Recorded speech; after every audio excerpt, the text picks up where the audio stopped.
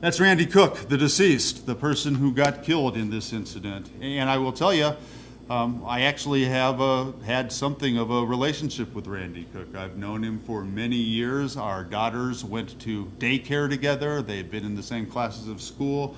They both just graduated from Fruita Monument High School. I would chat with them on occasion. We never socialized, but to the best of my knowledge, he was a good person and an upstanding person. The other centrally involved people in this tragedy and travesty are Kevin Erdley. Kevin Erdley is and was the owner of the Fantasy nightclub, striptease club out close to Fruita, and the shooter, Joe Hoskins. And here's what happened. A few years ago, Joe Hoskins worked for Kevin Erdley at Fantasy nightclub. His employment was terminated. He was unhappy about the way that he left the employment. And oh God. You can take my breath away.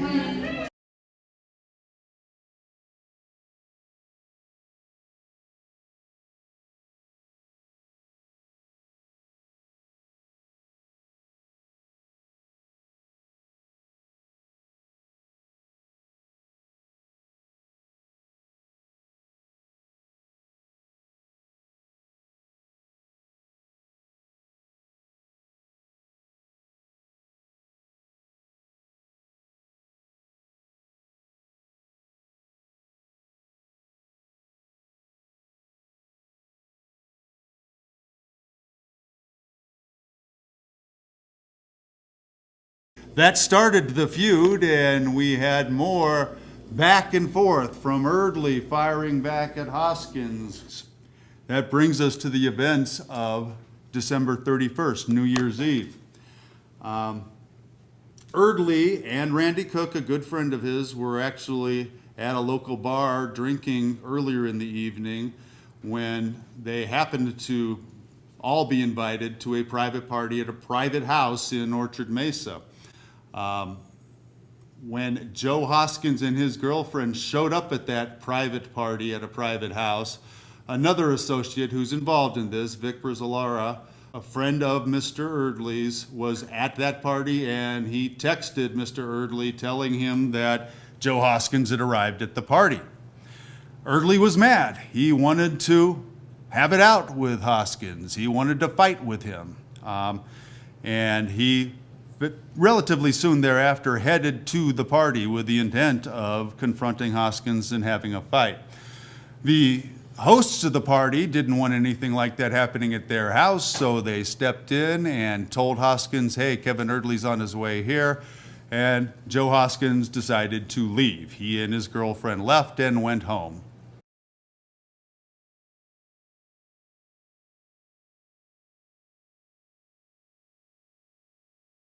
That led to this series of communications between Erdley, and ironically, Erdley was using Randy Cook's smartphone and communicating through Randy Cook's Facebook account with Mr. Hoskins. Hey, you piece of shit, it's Kevin. Where are you? You know where I live, nigga. You think I'm gonna hang out in a room full of your homies where I don't know anyone? I ain't that stupid. You piece of shit, I will involve no one. You name the place, I will be there. Again, you know where I live, Captain. That's Hoskins responding, but not giving him the address. Erdley, address? Question mark from Erdley. Hoskins says, I gave it to your midget buddy, presumably Vic Brzezlara, the other friend of Erdley's who was present at that party.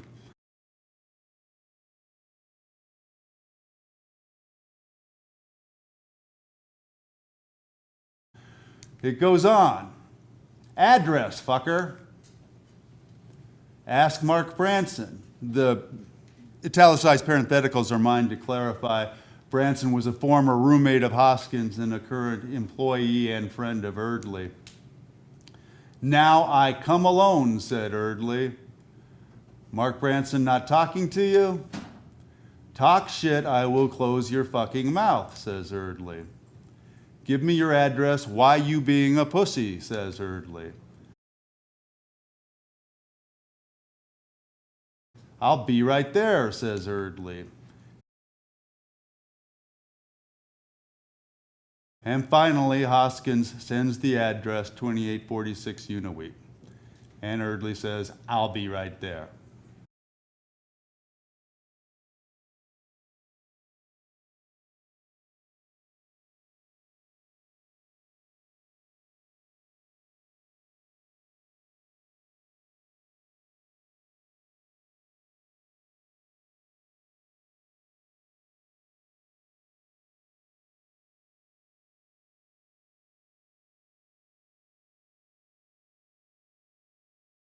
And we know that Mr. Eardley, accompanied by his friends Randy Cook and Vic Brizzolara and their girlfriends, showed up within minutes. And we know it was right after midnight because there's an impartial neighbor who really doesn't have allegiance to one side or another, who's probably the most dependable eyewitness. She was outside watching the fireworks that went off at midnight with Mr. Hoskins when Eardley pulls up in his Escalade. Eardley jumps out of the car, is yelling for Hoskins to come fight him. Hoskins comes from around that the neighbor's yard was over here. He was standing with the neighbor smoking a cigarette, comes around here, and he and Eardley get into an encounter in the vicinity of that front porch. And immediately, it's a fight. The fists are flying, punches are being thrown.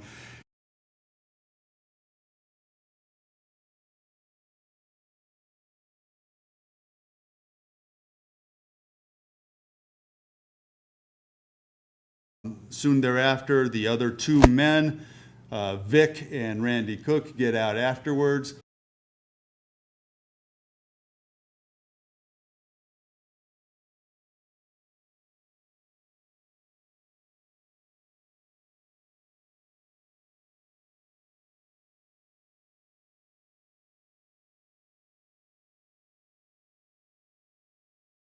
The neighbor ran over and she says it was a dumb thing to do. I think it was rather brave and noble. Got in the middle and tried to break him up and was saying, "Hey, stop it. You go back to your car. You go back to your house.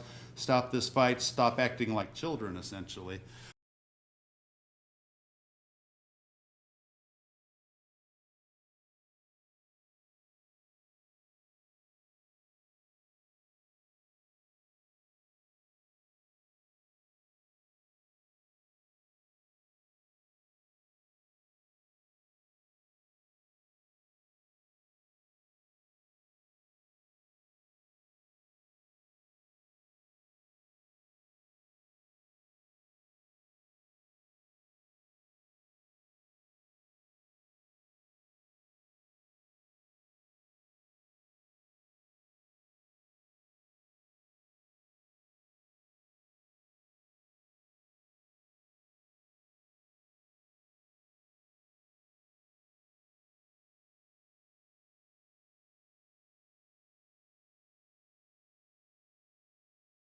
At that point, the other two men who'd come with Eardley, Vic and Randy Cook, got involved, and most specifically, Randy Cook, in some way or another, became involved in the physical altercation with Joe Hoskins.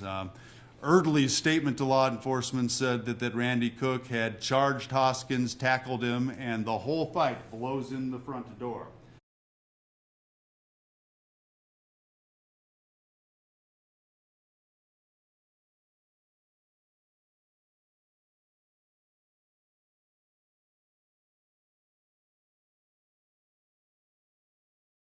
So you have this complete melee in the front door with Mr. Eardley, Randy Cook, Mr. Brizzolara, their girlfriends, one of their girlfriends, and Joe Hoskins and his girlfriend, Brickell Clark, who lived in the home. They're all in the middle of the living room, and all hell is breaking loose.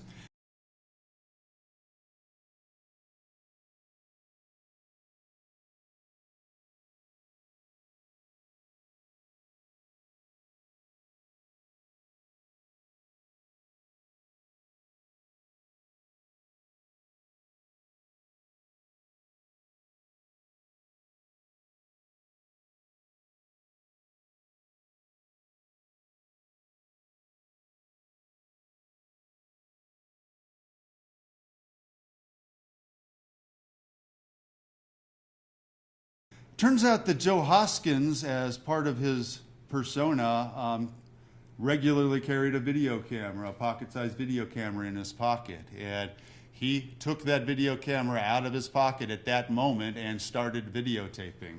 Raquel, please. Raquel! This is who you're with. Fighting in my house. Nigga grab my gun. Please stop. Raquel, look at me. Look at me. Come here. Joe. You see Randy Cook turn around and start to confront Mr. Hoskins. And at that point, Mr. Hoskins, I think, slips on these front steps. I should probably... This is the best angle, because he's on these steps. Close my door, faggot. Randy, where you going? Joe. Grab my gun in my house, dog. Swinging at me. Come on, fucker. No, you coming at me, fucker. Fuck you. Stop. Stop. Stop. Stop. Come on, bitch. Clearly more punching, fighting, and the whole melee blows back into the front door of the house.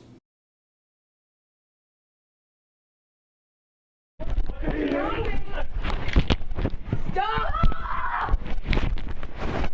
Oh, what the fuck? Okay, you know what?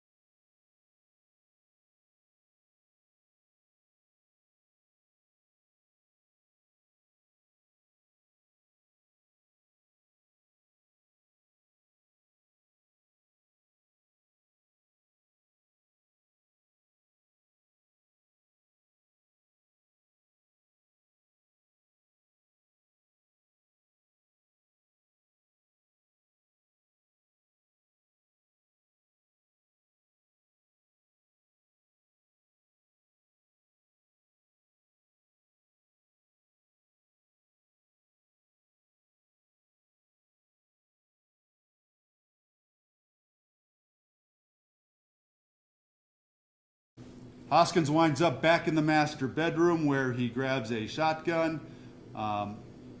Mr. Cook comes in and is in the doorway of the bedroom.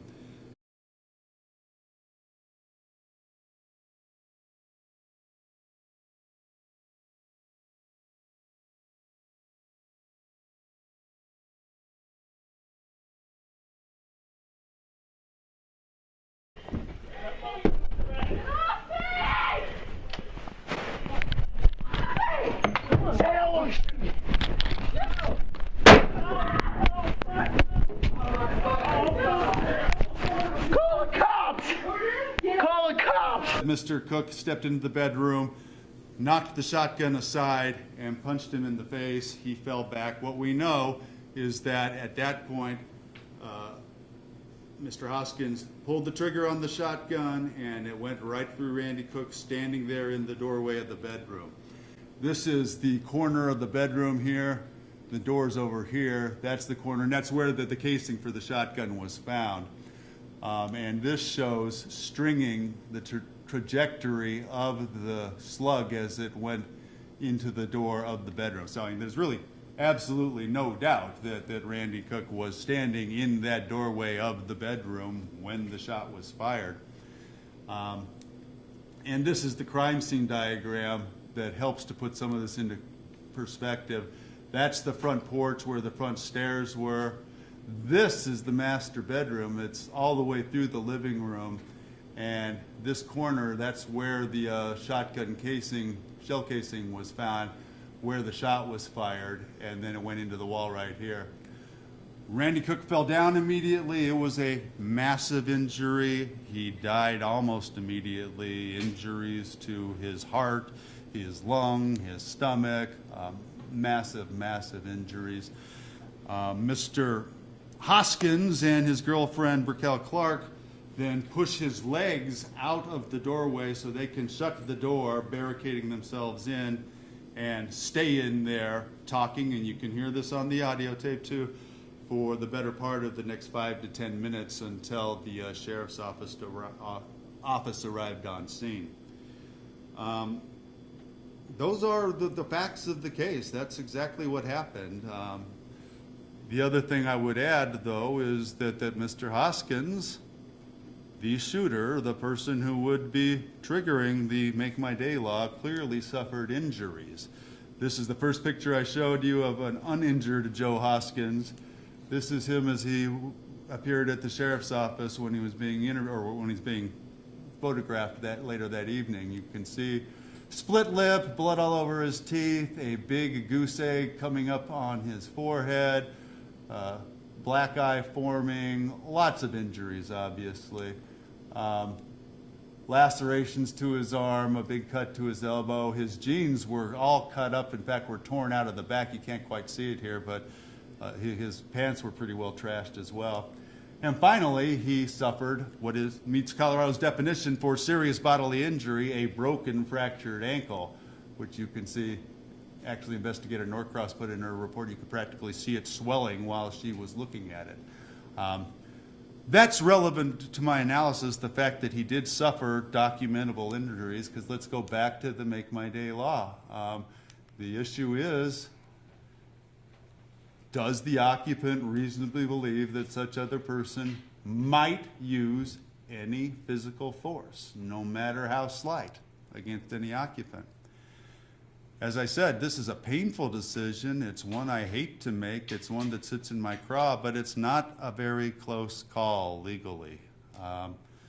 No evidence whatsoever that Randy Cook or Kevin Erdley or Vic Brazilara, anyone from the Erdley party, no one was invited into this dwelling. It was very clearly an uninvited entry, and very clearly some degree of crime was perpetrated because Mr. Hoskins got injured. I just don't think there's any question but that the Make My Day law applies, and he is unfortunately immune from criminal prosecution.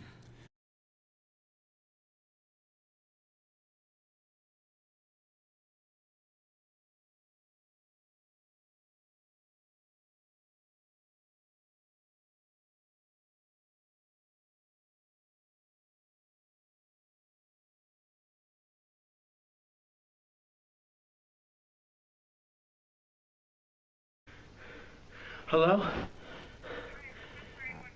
You still there? Please get to 2846 as soon as possible. I was attacked. There's a... Oh, I gotta catch my breath.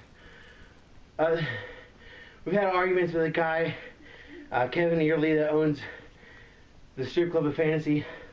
And he said he wanted to whip my ass over some, I know, stuff I posted on Facebook, and he showed up, and I was at my neighbor's house, and he's yelling, screaming for me, and so I came out and came around the corner, and then he drove back and we started fighting, and then like 5 or 6 guys jumped out of his car and rushed us, so I went in the house, and then like the girls started going outside, and the neighbors came around, and oh, I'm out of breath. Basically, you shot someone. So, yeah, somebody got shot. They attacked us. Then we pushed him outside, and we told him to get lost, and then one of the guys like, fuck you, blah, blah, blah.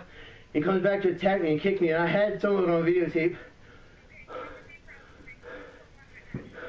I don't know, it's one of the guys with Kevin Early. But he attacked me, I did. And so they left the house, and they came back and started attacking me again in the driveway. Then I ran in the house. Then they all ran back in the house and started like hitting my girlfriend and hitting the next door neighbor lady in our house. And I went in the back room to get the shotgun. Yeah, I went in the back room to get the shotgun. And the guy saw it and like opened the door and attacked me, hit me a couple more times, and I almost lost the shotgun. And then I kicked him back so I could have some room. And when he came back at me, Joe Hoskins. Hoskins, Hoskins.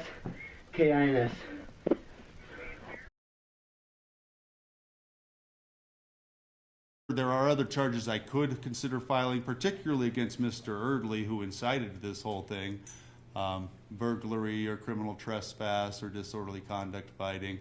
But again, Joe Hoskins would have to be the named victim there. He is not a sympathetic victim, nor is he a cooperative victim, and I see no likelihood of conviction in filing those charges.